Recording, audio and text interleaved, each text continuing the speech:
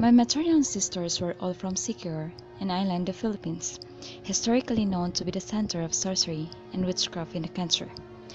People from neighboring islands would visit the place to seek the assistance of witches for various reasons, in exchange for an agreed payment. Common reasons were vengeance against their opponents and those who have done them wrong, especially when they failed to obtain justice in the courts of law. Some people and even the witches abuse their powers, and they sometimes have targeted innocent people, fellow witches, and those they have falsely accused of wrongdoing. This eventually resulted to violence and wars between witches, causing misery and deaths that extend even to the innocent members of the families, friends, and relatives.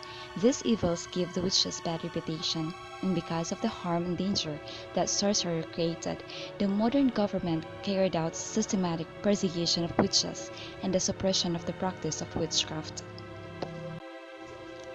Because of this, my maternal relatives flee from the place. My grandmother was a witch, and before she passed away, she taught her daughter, which is my mother who was young at the time, all her skills and knowledge of witchcraft.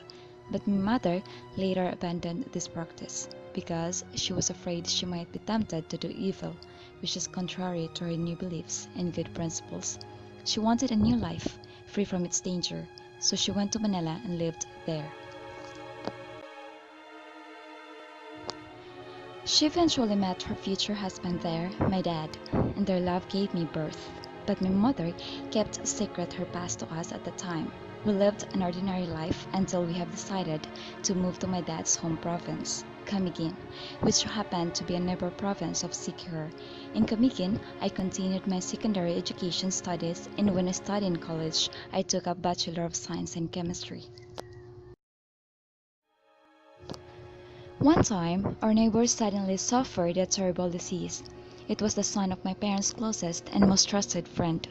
The situation was a bit worse because the nearest hospital was more than 30 miles away from our area. It was believed that if no proper care will be taken within the next few hours, the child will die. His parents and siblings were already crying. My mother was confused, as the disease seems to be a work of witchcraft. In deep pity to the child, she sought the permission of the boy's parents to allow her to save the boy's life by performing magic on him, but with a price. They need to provide a cow into which the disease will be transferred, since it seems the disease cannot be cured. The boy's parents heard to approach a neighbor who owned the cow and brought it to my mother. She immediately performed a ritual. The disease was successfully removed away from the boy, but it transferred half to the cow, half to my mother. My mother and the cow both suffered temporary illness, and they both survived after a few days. This surprised not only us, her direct family, but also the people around us. The news spread, and some of the elders in our local community became apprehensive of my mother, partly due to their Christian beliefs, and to the negative reputation associated to witchcraft. She was regarded a threat and dangerous, even accused to be the one who brought harm, disease, and disaster to the people. My family were called a freak, and since that time we were libeled, discriminated, feared, and avoided by the people, even my paternal relatives. My mom confessed to me and to dad about her past, but even with that, we stand with my mother, and despite their unfriendly and negative treatment to her, she was patient, friendly, helpful, and didn't do them bad. We decided to move back to Manila by the end of the school year, for me to have time to process my papers, but a few months before the school year ends, a great horror visited our place. One morning, a report came that two bodies of dead children, aged between 7 and 9, were found in a farm not far from our town. The report said that many body parts were missing in the remains and they are headless. The children were last seen yesterday afternoon. The bodies were dismembered and have wounds that seemed to be caused by huge claws. It was first suspected that eagles did this, but the brutality visible in the bodies seems to be wrought by something larger than average eagles. Our local elders immediately suspected this to be at work my mother, whom they believed as the culprit behind this. The public panicked and they rushed to our home to take my mother away. They want her dead, If not because of the intervention of some good people, my mother could have been killed that day. While it is true that she previously practiced witchcraft, my mother denied that she was behind the killings. So they imprisoned her while they were taking investigations, yet what follows in the next few weeks were more terrible. New reports were heard again that some more people were missing, and by the next day, dead bodies were discovered. Brutality marked all discovered bodies. Heads and body parts were missing, and the scenes were bloody. Among the victims were policemen. This caused great fear among the people. The police and the military enforced a curfew and carried out 24-hour tight surveillance. Yet, the incident continues, and my mother was still detained, despite the obvious proof of her non-involvement. My father made a plan. He would wake up at night and create ways to see the culprit himself, which he believed was a monster. He asked my mother how to lure it. He was told to have a companion who is afraid of dark, so by the next evening, he invited a friend to go with him to a place where one recent victim was found. When they went to the distance from it and waited under a tree, they have weapons in their hand. By the night, as they become sleepy, something lands near them. It is a 15 feet tall, humanoid and fair monster, with long hands and feet, and mouth visibly bloody. When it saw them, it opened wide its arms, preparing for an assault. They ran to the nearest street light, but in one flash, it speedily grabbed my father's left arm. My father's friend then struck the monster's neck, and it dropped my father to the ground. But the monster impaled his friend by striking back, stabbing his abdomen by its pointed tail. The monster then turned to my father, who immediately cast an enchanted potion toward its face, and it blinded the creature for a moment.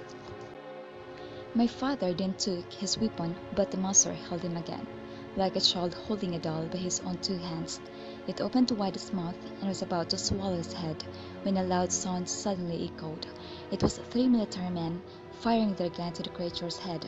My father fell to the ground, but the monster, though wounded, rushed to the armed men. The 2 fired their weapons, but the monster was so speedy that it was able to subdue the 2 and ate their heads. The 3rd one was able to call for backup, but was then killed in the process.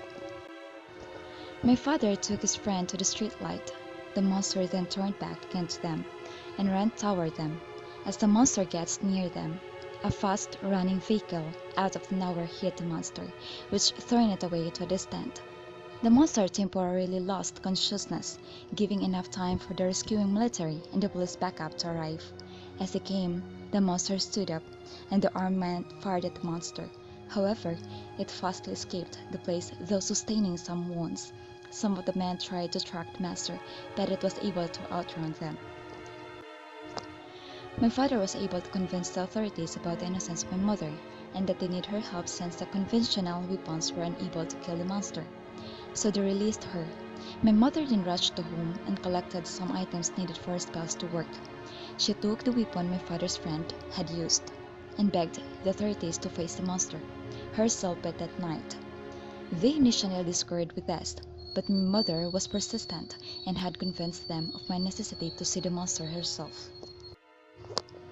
So they set out for the night. They went to the place where the armed men were killed. She drew a circle on the road and told all the people and armed men were heard to enter the circle. As long as they are within the circle, the monster cannot hurt them, but my mother stayed outside of it. My mother then cast some spell to the weapon used last night by my father's friend, to forcefully summon the monster to her location. After a few seconds, the monster arrived, furious and wild. Fear fell to the people at the circle who saw the monster. The monster then attacked my mother, but my mother cast some spell to slow the monster's speed. She then dropped some potion to the tip of the weapon she is holding, and uttered some spells, but the people in the circle were alarmed and fired their weapons at the monster. The spell that slows the monster was broken. It held my mother in her neck, choking her, making it difficult for her to utter the next words in the spell.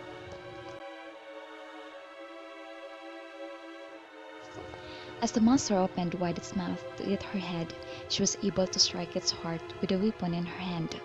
This impaled and mortally wounded the monster, and dropped my mother to the ground. She then uttered some spells to bind the monster in its current spot, where it died. When the dawn came, the sunlight burned the corpse, and thus was witnessed by all the people present and living the near place. Their opinion toward my mother changed, and they now hailed her the town's heroine.